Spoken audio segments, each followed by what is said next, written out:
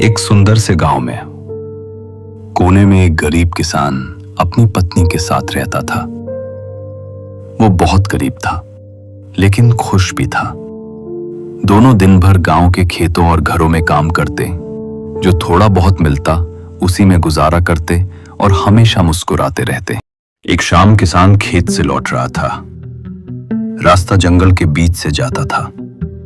अचानक उसने देखा कुछ घोड़े सवार बड़ी तेजी से गुजर रहे हैं। उसे लगा जैसे डाकू हों।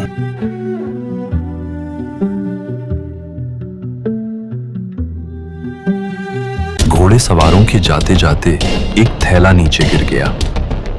किसान ने देखा थैले में सोने चांदी के सिक्के और गहने भरे थे। वो हैरान रह गया, पर उसकी नीयत साफ थी। उसने आवाज लगाई, अरे भाई, आपका थैला गिर गया। पर कोई नहीं सुना। किसान थैला उठाकर उनके पीछे दौड़ पड़ा। काफी दूर जाकर आखिर वो सवारों के पास पहुंच गया, पर जैसे ही वो पहुंचा, डाकू उसे पकड़ लिए। डाकुओं ने पूछा, कौन हो तुम? जमींदार का जासूस तो नहीं? किसान घबराया, बोला, नहीं, मैं तो एक गरीब किसान हूं। आपका थैला रास्ते में गिरा था, लौटाने आया हूं। डाकू सरदार चौंक गया, इतनी दूर सिर्फ लौटाने? सरदार ने मुस्कुराते हुए कहा, तू चाहता तो अमीर बन सकता था, पर तूने ईमानदारी चुनी। उसने कहा, यह सब तेरे लिए इनाम है। किसान ने मना किया, पर सरदार ने जबरदस्ती थैला दे दिया। इसे अपनी नेकदिली का तोहफा समझ, सरदार बोला। किसान घर आया और पत्नी को सब बताया। दोनों बहुत खुश हुए। लेकिन गांव का एक लालची किसान ये सब सुन लेता है। उसकी नीयत खराब थी।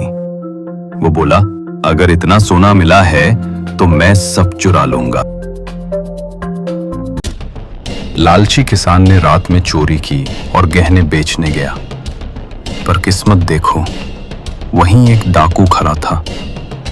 उसने गहने पहचान लिए और सरदार को खबर दी।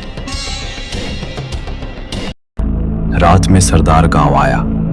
उसने दोनों चोर पति पत्नी को पकड़ लिया, पर तभी उसका साथी बोला, सरदार, इन्हें मत मारो, इन्हें अपनी गलती सुधारने का मौका दो।